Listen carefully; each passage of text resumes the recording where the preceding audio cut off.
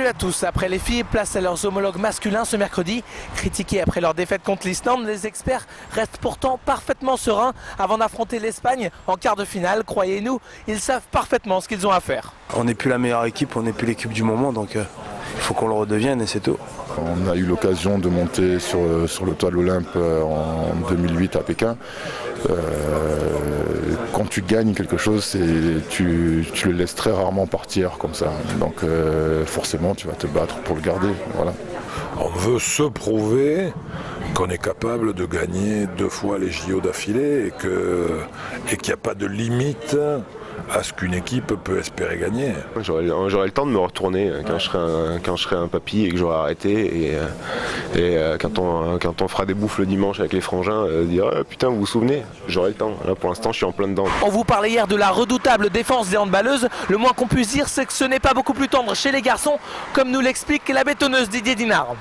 Les adversaires qui jouent l'équipe de France en général sur le plan défensif savent qu'en face, le jour que l'équipe y est, ça va être costaud. Donc nous on a plutôt tendance à faire craquer l'adversaire sur le plan physique, donc le meurtrir un peu.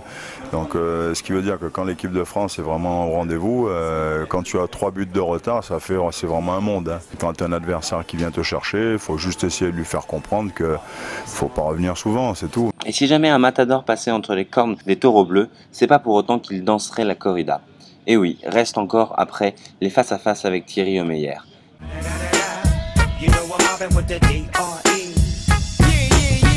L'Espagne, c'est le refrain des Bleus en quart de finale cet été.